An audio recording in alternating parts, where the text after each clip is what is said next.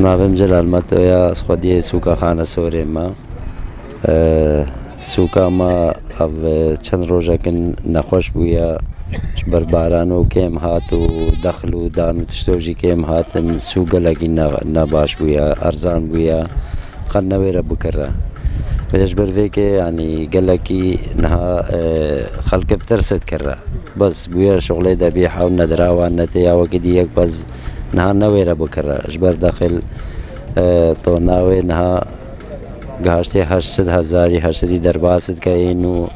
گرنم وسا کا وسا وجا افتش همو بحساب سر حیوان خواهید که با گلک مصرف لیتشا اجبر فيك خلنا ويرنها قالكي بكره ما بس شغل قدام دنيت كرن هريك يكيد دواس سياد دهات كرنا بتر بسداجي هابون بزيوين ها واجي كيم كريا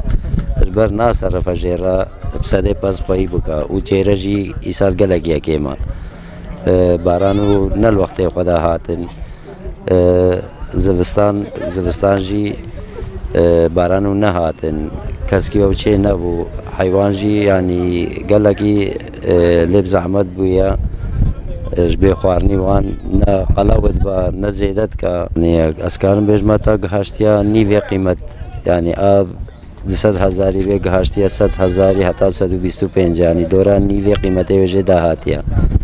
کار 100,000 نه کار بيجمتا هاتنا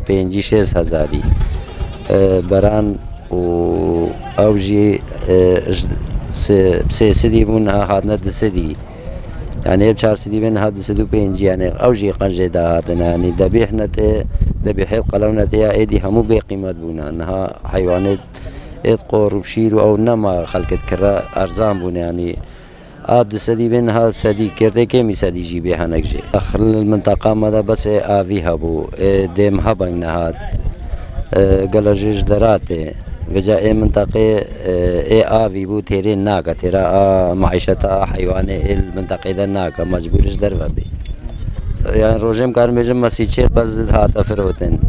نها هشكا افقرمو او جهاد يعني واقعتا هاوين دا او نها يعني بيجنا تج سيهي وچيلين ها هاتيا 50 و 10 و 15 يعني كيمي نيفيتي نفروتن بري دمها نها تشتي فروتن بس ذبيحنو تشتي قلوتي فروتن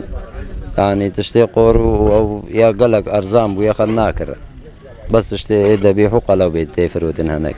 ام ساعد سن هاوت كن بري ما ساعد يك وذكر حتى دنيا قرنا بو ما ساعد يك وذكر نها معانيه ساعد سيجي وهي قرمجي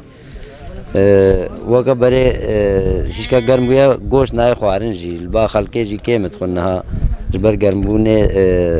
تعدل الانسان يعني نكارا قلا گوشت بخوا كا شغيهن كايد